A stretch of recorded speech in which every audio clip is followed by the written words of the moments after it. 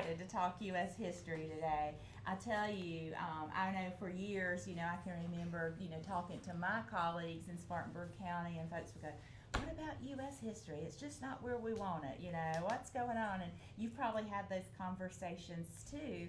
So just could not be more excited about what's going on in our school district. As y'all know, as a school district, our U.S. history EOC scores were ranked second in the state of South Carolina, and they're only continuing to improve.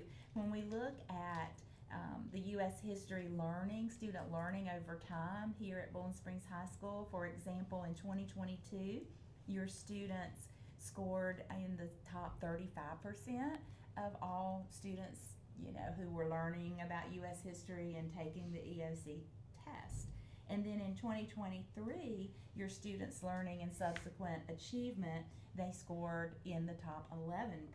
So at or above 89% of all students in South Carolina taking U.S. history. And last year, your students in U.S. history at Bowling Springs High School, their scores and their learning soared into the top 4.8% in South Carolina, at or above 95% of all U.S. history learners in the state.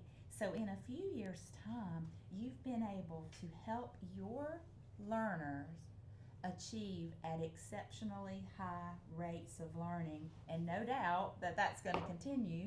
So with Hattie's high impact influences on learning, we know collective teacher efficacy is the highest impact there is. It can nearly triple the rate of learning, and that's research across the world for years and years. So you guys have some instances of that here, and we're just going to dive in to learn more about what you think has made the biggest difference over those couple of years for your students' learning. And you just feel free to kind of jump in, and we'll do the same thing that we did with our English teachers. Okay. So I think, when you look at the TLTs and when we come together, I mean, it's a great time to really collaborate, see what's working, what's not working in every unit. But I think just by us working more together and just bouncing ideas off each other on a weekly basis is really, I think over the last couple of years, really come a long way in just making sure that we're all on the same page and all going through the same stuff and content and pacing together and seeing what works and what doesn't work. Yes. So just really continuing to come together and go through that. Do you archive what you do in your TLT, like minutes, agendas, so you can go back to them the next year or the next unit or the next semester, kind of build on that? Do you feel like that's made a difference, kind of going back to what you've done and how you want to improve that?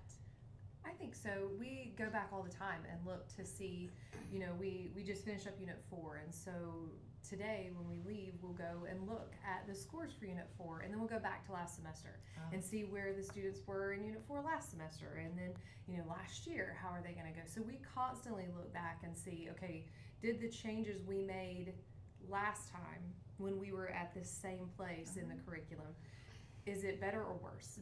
Did any of our changes actually impact? Did something help that we did? And what was that? And did everybody do it? And does it show in our data? So we constantly look back. Very intentional, yes. And I'm thinking it would probably be useful too to pull up the lesson plans or the things that you talked about and your links and resources and things that you all used, or capturing that in minutes, especially when you get older like me. Those minutes are wonderful to go back to and reflect on. So yeah. That's been a big bonus and a huge benefit for having the document where we just constantly build on it and change it, and if it didn't work, we throw it out. If we need to make some adjustments or maybe tweak it a little bit, it always helps to have that foundation to build on. What else would you say? I know just the ongoing collaboration and building on to, what you've learned, and, as new members come onto the team, kind of starting with the collective knowledge of where you are and building on that. But what else would you say has made a huge difference? Because people want to know, especially, you know, we have some neighboring districts that their U.S. history learners are still, you know, stuck even below where yours were 2 years ago. And they always ask, you know, what's going on over there? And so if I just say a PLC, you know, what about a PLC? You know, so what else would you say has been?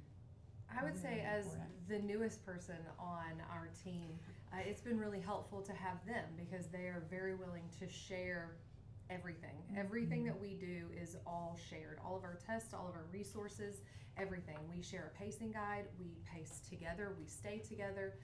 And then in TLT, we always have a time where when we look at that data, we'll know, okay, well, their kids did really well on it, but mine kind of struggled here. So I can always ask, what did you guys say when we were teaching Love this? that. And so we kind of learn from each other, especially me being the newest to the team. Yeah. You know, so I think that being able to just have our time together and I can ask because mine Yeah. didn't do so well, I think a lot of that collaboration coming together and then just looking at everything helps. Yes, learning from each other based on the data. Yes.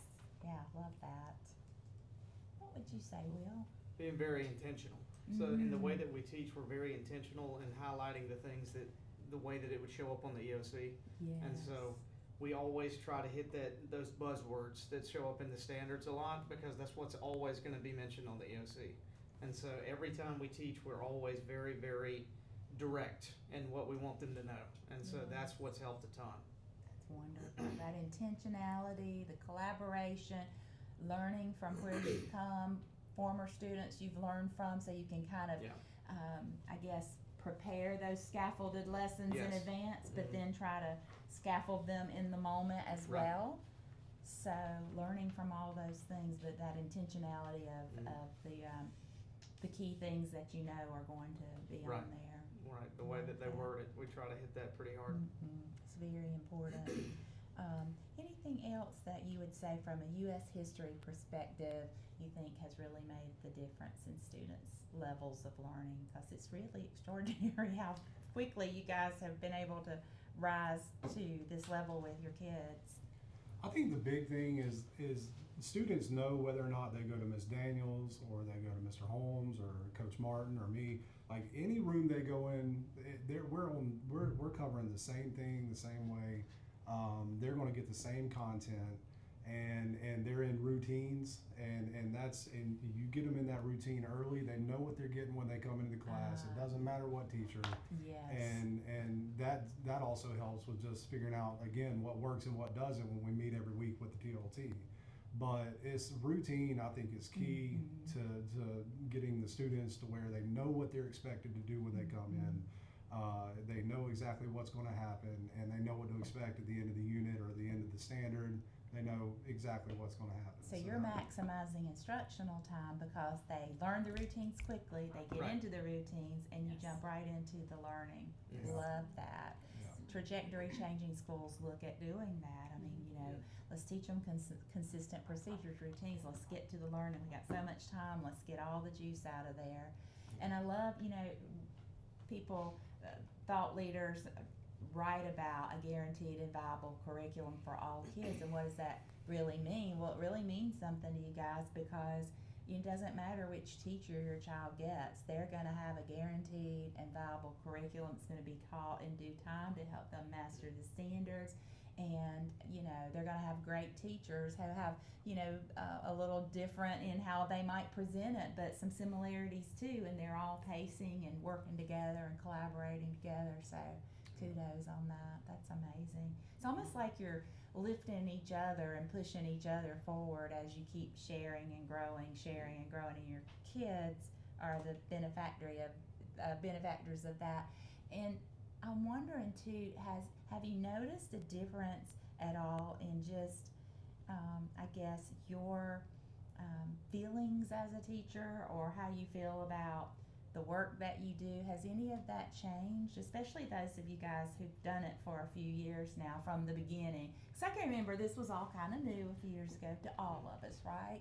Trying to start our PLCs, which we call teaching and learning teams, and then trying to look at you know, if we're really answering those 3 questions, we gotta look at the 9 plays of clarity, because clarity's where it's at in all that and how that meshes. So do you think there's been some changes in how you feel about just what you do in general, or?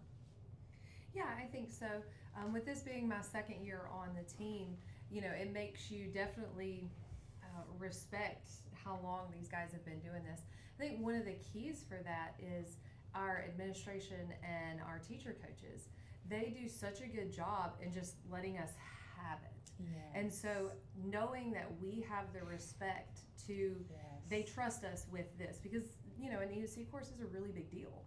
And so oftentimes you'll see admin come into our TLT, and then of course our coaches come into the TLT, and they just respect our time to be able to come together, and they trust us so much with it. And that is humbling as a teacher. You know, someone who technically should be, you know, like your boss or teaching you, trusts you with this, which is so important. So I definitely learned a lesson from that. I see it as you guys truly are the leaders of the PLC process. We bring you as much as we can as far as here's the best research, here's some ideas for practice, but you guys are the leaders. We're the support.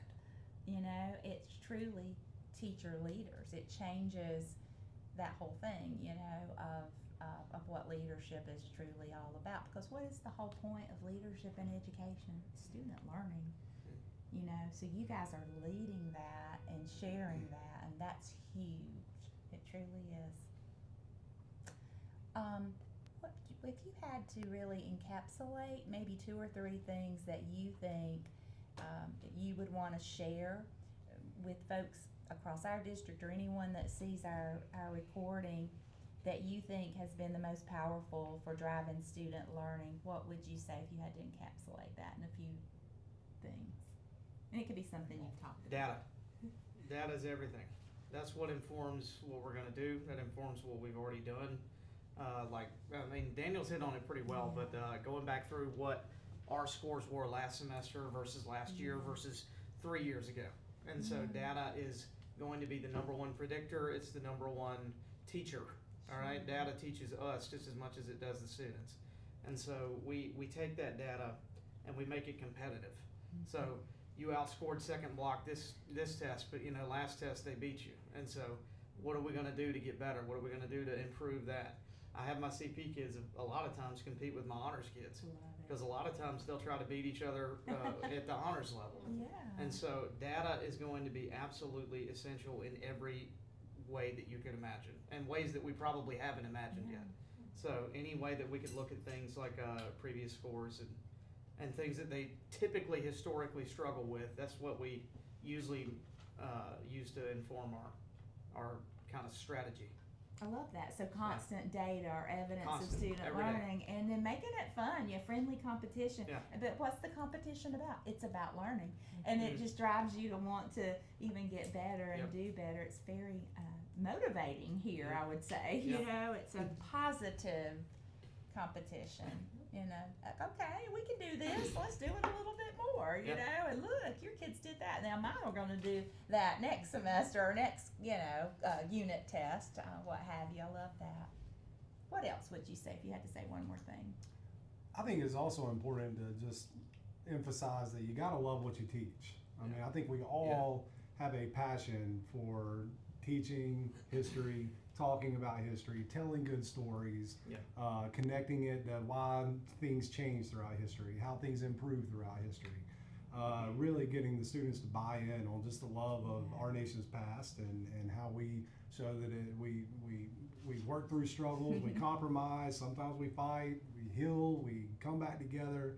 But I mean, just having a passion in storytelling and just understanding ways to connect students to maybe take U.S. history and connect it to real world situations too. So I think that goes a long way in just really driving home, what they need to know and the importance of knowing, the past. Yes, So- seeing you guys in action, I know it's motivating. And when you do the storytelling and get kids to think critically about things in history, you can really get them going, and they can really get motivated and excited about learning. Absolutely. It's important.